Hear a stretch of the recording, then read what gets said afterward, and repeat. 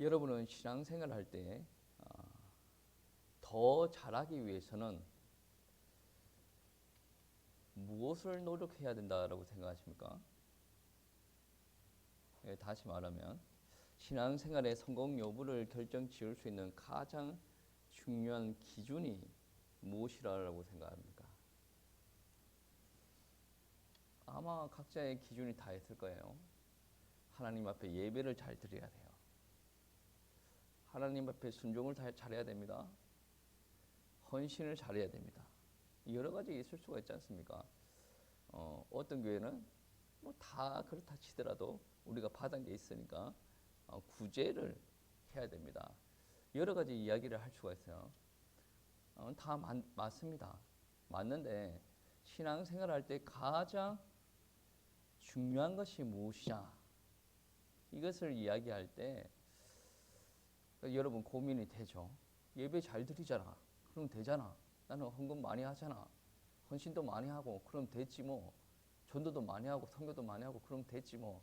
됐지 뭐가 중요한 게 아니라 그거를 다 좋은데 신앙생활 할 때 가장 중요하게 우리가 목숨과 같이 부여잡고 가야 되는 부분이 무엇이냐.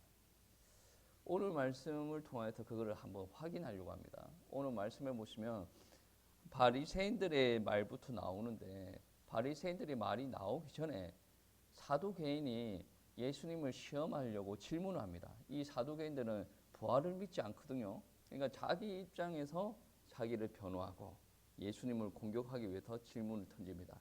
질문이 무엇이냐면 형제 7명이 있습니다. 그러니까 아들이 줄줄이 7이 있는 거예요. 근데 맏형이 결혼을 하고 아내를 얻었어요. 근데 아들을 낳기 전에 첫째 형이 죽었습니다. 근데 모세의 가르침에 따르면 이렇게 아들 없이 첫째 형이 죽으면 형수님을 둘째가 이게 아내로 받아들여야 돼요. 근데 둘째와 형수님 사이에 아이가 안 낳고 둘째가 죽어버렸어요. 그러면 형수님을 셋째가 받아들여야 돼요. 그런 식으로 계속 이렇게 7째까지 내려와가지고 이렇게 결혼을 했습니다. 그러면 이 여인에게 어떻게 표현하면 남편이 7인 것처럼 느껴지지 않습니까? 그리고 이 7명이 한 아내를 나눠 가진 것처럼 이렇게 느껴집니다. 그래서 사두개인들이 질문을 합니다. 이들이 나중에 뭐 천국에 가면, 천국에 가면 이 여인은 누구의 아내입니까? 질문을 하거든요. 예수님께서 대답하기를 어떻게 대답하냐면 부활을 하면 시집도 장가도 가지 않는다. 그리고 우리 하나님은 아브라함의 하나님, 이삭의 하나님, 야곱의 하나님, 그러니까 산자의 하나님이다. 그러니까 이 사두개인들은 자기네들이 부활을 인정하지 않으니까 부활을 인정하지 않아야 남편이 7명 있는 이 사람이 나중에 그 남편은 누구냐, 이 골머리 앓는 이 사건들이 생기지 않는 건데 예수님은 어떻게 이야기를 합니까? 부활을 해도 다 천사와 같이 된다라고 이야기를 하죠. 결혼이 없다라고 이야기를 합니다. 그러니까 사도개인들이 공격을 하려다가 말문이 막힌 거예요. 이 말문이 막히고 나서 바리새인들이 또 공격하러 들어옵니다. 어떻게 공격하냐면 바리새인들의 특징이 뭐냐면 율법사예요. 율법을 아주 강조하고 율법 해석하기를 좋아하고 율법을 잘 지키고 그리고 율법을 안 지키는 사람에게 가르침을 주는 사람이거든요. 그러니까 자기가 가지고 있는 나름의 달란트를 가지고 예수님 앞에 공격 들어옵니다. 어떻게 공격하냐면 율법 중에 제일의 계명이 무엇입니까? 최고의 계명이 무엇입니까? 이렇게 질문을 합니다. 그때 예수님께서 어떻게 말씀하시냐면 오늘 말씀이에요. 첫째 되는 계명이 있다. 그게 무엇이냐? 내 마음을 다하고 목숨을 다하고 뜻을 다하여 주 너희 하나님을 사랑하라. 이게 첫째 계명이고 둘째도 그와 같으니 내 이웃을 내 자신과 같이 사랑하라. 계명이 무엇입니까? 사랑이에요. 하나님을 사랑하고 그와 같이 이웃도 사랑하라. 그러니까 바리새인들은 어떤 생각이냐면 예수님께서 무언가를 강조를 한다. 그러면 예수님의 견해에 강조되는 게 있다라고 한다면 좀 약하게 되는 부분들이 있거든요. 그것을 꼬투리 잡아서 신학 논쟁을 펼치려고 이렇게 생각했는데 예수님은 자기들이 생각하는 것과 완전히 다른 이야기를 합니다. 첫째가 되는 것은 하나님을 사랑하라. 이와 같이 이웃도 사랑하라. 이렇게 말씀하고 딱 마무리를 짓습니다. 여러분, 이 말씀에서 제일 강조되는 말씀이 무엇이요? 사두개인들의 논쟁에서는 또 관계를 이야기합니다. 남편과 아내 관계를 이야기하고, 그리고 두 번째 논쟁, 바리새인들 논쟁에서도 강조하는 게 있습니다. 관계 문제예요. 하나님과의 관계에서 사랑하고 이웃과의 관계에서도 사랑하라 라고 이야기를 합니다. 여러분, 이 말씀에서 보시면 이렇게 있습니다. 19절 말씀에 둘째도 그와 같으니라고 이야기를 하죠. 첫째 하나님을 사랑하라라고 그랬고, 둘째도 그와 같으니라고 이야기를 하면서 내 이웃을 내 자신과 같이 사랑하라 이렇게 말씀하시죠. 그 말은 무슨 말이냐면 그와 같으니라는 말은 처음 이야기했 사랑과 그 다음에 이야기했던 사랑과 별개가 아니라는 거예요. 내 목숨을 다해서 하나님을 사랑하라 그 말과 내 이웃을 사랑하라라는 그 말이 별개가 아니라는 거예요. 동일한 개념이다. 우리가 하나님을 사랑합니다라고 이야기할 때 그 사랑이 진짜 사랑이면 옆에 이웃에게까지 사랑이 전달되는 사랑이 되어야 된다. 동일한 사랑이다. 우리가 하나님의 은혜를 충만하게 받아요. 그러면 옆에 있는 사람한테 어떻게 합니까? 옆에 있는 사람한테 막 욕하고 화내를 냅니까? 아니죠. 하나님의 사랑을 전달하려고 기도도 하고 어떨 때는 선물도 갖다 주고 그리고 예수님의 이야기를 하죠. 계속 사랑을 가요. 그리고 여기 보시면 첫째 되는 계명이고 둘째도 그와 첫째 둘째를 왜 나눕니까? 이거는 우선순위거든요. 하나님과의 관계가 먼저고 그 다음에 일어나는 것이 우리와 사람들과의 관계다라는 거죠. 여러분, 저수지를 한번 생각해 보세요. 왜 하나님과의 관계가 우선이냐면 저수지가 물이 꽉 차 있으면 농업용수랑 공업용수랑 뭐가 됐든 이렇게 내보내지 않습니까? 가뭄이 들었다. 밭에도 내보내고 논에도 내보냅니다. 엄청 메말라져 있다. 그래도 저수지가 꽉 차 있으면 얼마든지 내보낼 수가 있습니다. 그런데 저수지가 말랐어요. 등껍질처럼 바닥이 쫙쫙쫙 갈라졌습니다. 그러면 아무리 밑에 있는 논이 물이 필요하다라고 이야기해도 내려보내 줄 수가 없는 거예요. 그래서 위에서 내려오는 비로 말미암아 가득 채워져 있는 저수지가 밑에 있는 농부들을 도와줄 수 있다는 거죠. 이게 하나님의 사랑이 우선이 되어야 되고 그 사랑으로 말미암아 우리 형제 자매를 사랑할 수가 있다라는 말씀이 됩니다. 그러니까 우리 인생을 바라보면 하나님의 사랑이 아니면 우리에게 희망이 없다는 거죠. 저도 가끔 생각을 해봅니다. 목회를 뒤돌아보면 내가 학위를 하지 않고 거기 들어간 에너지를 전부 다 교회에 투자를 했다라고 한다면 지금보다 교회는 더 건강했을까 생각을 해봅니다. 정말로 어떨 때는 몸에 진이 다 빠진 상태에서 겨우 강례상에 올라가는 경우도 있어요. 그러면 나는 충만했을까? 한번 질문을 해보는 거죠. 그리고 내가 기도를 많이 하고 하나님께로부터 받은 사랑에 충만한 상황에서 우리 성도님들이 조금 문제가 있을 때 내가 그 사랑을 충만하게 또 하나님께로부터 받은 사랑을 전달했으면 우리 성도님들이 또 위로를 크게 받지 않았을까? 또 그 위로를 받고 나서 또 다른 성도님들한테 그렇게 또 전달하지 않았을까? 이런 생각들이 좀 듭니다. 제가 뒤돌아보면 그렇게 사랑이 많았던 사람 같지는 않아요. 오늘 신앙생활에 가장 중요한 것은 관계다라고 이야기를 하면서 관계 잘하는 사람은 아니었던 것 같아요. 제 경험담을 조금 이야기를 해보면 우리 권사님들 중에 잠깐 나갔다 오신 분들이 있죠. 나갔다 오신 분이 있어요. 그때 이제 사모님이 우리 애들이 어리니까 그 권사님한테 한번 얼굴을 보여준다라고 해서 몇 번 같이 애들을 데리고 갔어요. 애들도 우리 교회를 나간 권사님을 보고 싶어하고 그 권사님도 우리 애들을 보고 싶어한다라고 해서 우리 사모님이 애들 바리바리 싣고 이렇게 나갔거든. 근데 제 마음은 어땠냐면 힘들어. 이게 같이 신앙생활을 하던 사람 중에 한 명이 나가면 정말로 내 가운데 충만함이 있으면 그 영혼을 위해서 끊임없이 기도를 하고 뭔가를 이렇게 베풀고 그게 되어야 되는데 내 안에 힘이 없다 보니까 그냥 우리 사모님이 애들 데리고 간다라고 했을 때 그냥 저는 잘 갔다 온나라고 이야기하고 거기서 끝. 몸에 힘이 없어. 에너지가 하나도 없어. 그러니까 나는 너무 힘이 없는 목사였다라는 것이 생각이 드는 거야. 그래서 기도를 더 많이 했으면 너무 좋았겠다. 기도하면서 하나님께서 부어주시는 충만한 은혜가 그때보다 차고 넘쳤으면 우리 권사님이 더 상처를 덜 받고 신앙생활을 할 수 있지 않았을까 이런 생각이 좀 드는 거예요.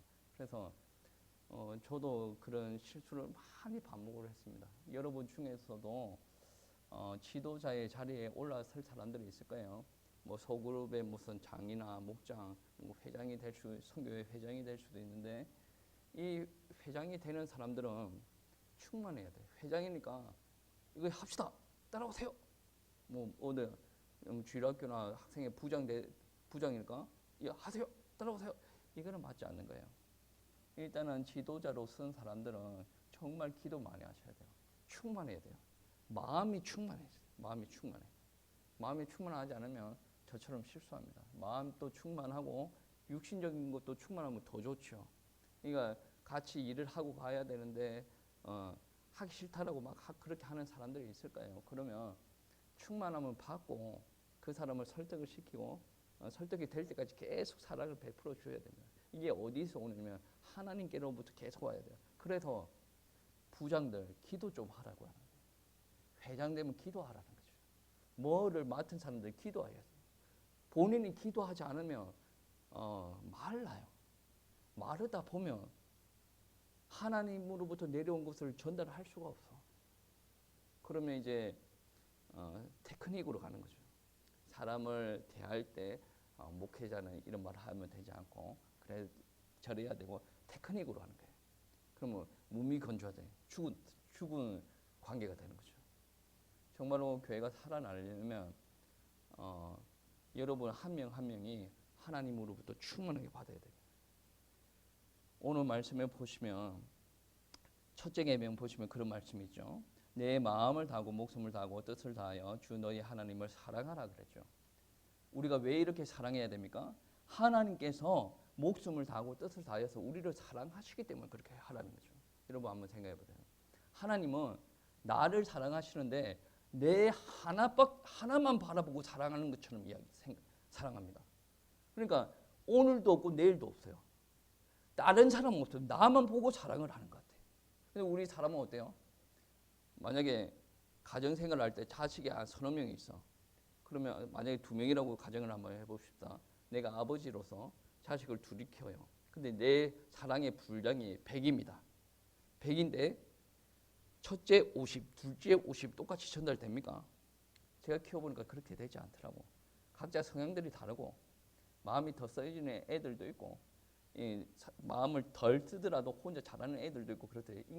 인간이다 보니까 그럴 수밖에 없어요. 저는 그렇게 합리화 안 시킵니다. 근데 하나님께서는 어떻게 합니까? 정말 내 하나만 바라보고 사랑하는 것 같아. 다른 거 안 봐요. 내만 바라봐. 그러니까 하나님은 본인 것을 다 오리를 합니다. 근데 하나님께서는 창조주시죠. 하나님은 사랑이 무한되시죠. 저를 향해서 100% 사랑을 하셨듯이 우리 장로님을 위해서 100% 사랑할 수도 있고 또 우리 집사님들 놓고 100% 사랑할 수가 있다. 왜? 사람은 그렇게 될 수가 없습니다. 절대로 그렇게 될 수가 없어요. 하나님이니까 그렇게 사랑을 할 수가 있다는 거죠. 나한테 모든 것을 다 바치면서 사랑을 하는 거예요. 여러분을 위해서 모든 것을 다 바치면서 사랑을 하는 겁니다. 그게 하나님의 사랑이에요. 하나님은 그렇게 사랑합니다. 그렇게 하나님께서는 그렇게 나를 사랑하시니까 나에게 하나님께서 요구하시는 게 무엇이냐면 너도 그렇게 사랑하라. 그렇게 요구하는 게 잘못됐습니까? 얼마나 열정적으로 사랑하면 그렇습니까? 여러분 젊은이들을 한번 교제하는 거 잘 바라보세요. 남자가 여자를 너무 사랑합니다. 열정적으로 사랑을 합니다. 뭐 저쪽만 그렇게 생각해도 뭐 어쩔 수 없는데 여자가 내 사랑하는 여자가 다른 남자와 이야기를 1시간 동안 하고 있어. 나랑 있는 것보다 더 해맑게 웃어. 그러면서 그 옆에 있는 남자한테 어깨를 막 쳐. 그러면 남자 입장에서 어떻습니까? 질투가 납니까? 질투가 나지 않습니까? 나는 자기를 위해서 모든 것을 다 내려놓고 다른 여자 안 쳐다보고 나는 너만 쳐다보는데 너는 왜 다른 남자를 놀면서 왜 희닥거리냐는 거지. 불신자들 중에서는 또 다른 남자랑 같이 술집에 가서 술 마시는 경우도 있지 않습니까? 그러면 남자들은 어때요? 표현은 뭐 할지 않을지 모르겠지만 속에서는 막 열불이 납니다. 왜 열불이 납니까?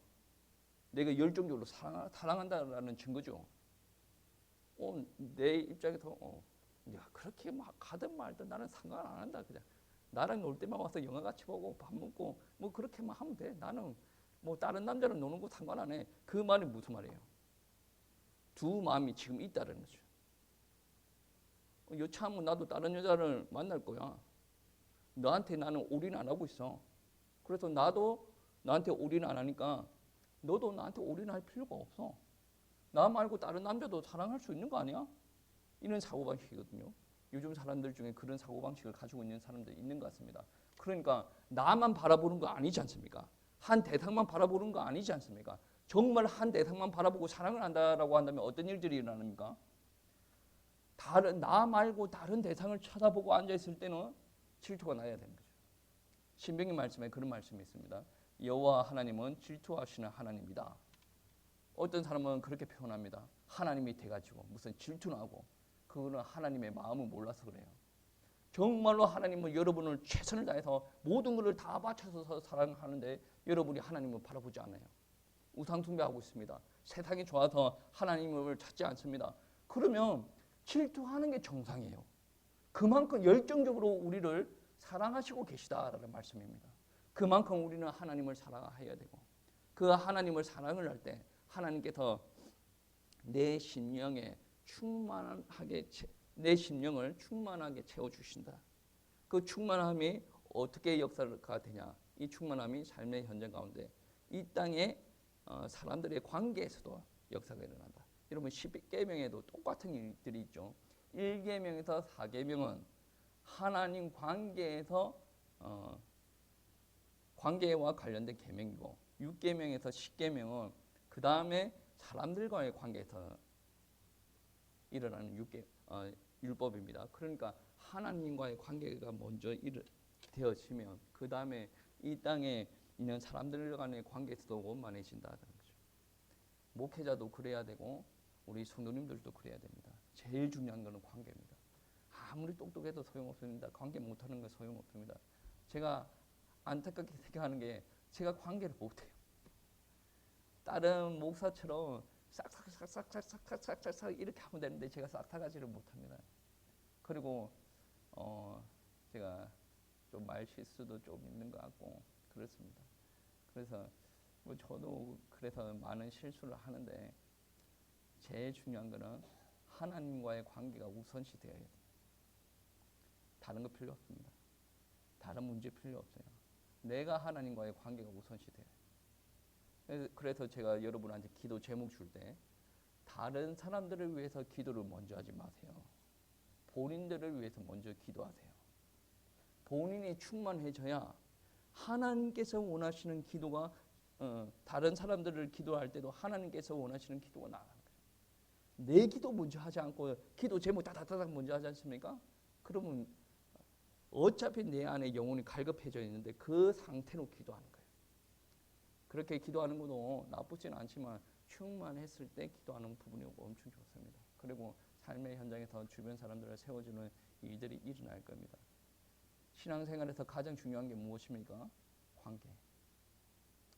저도 이걸로 놓고 많이 기도할 겁니다. 여러분도 많이 기도하시고 여러분 관계에서 문제가 있다고 한다면 여러분도 개인실하려고 발버둥 치기 바랍니다.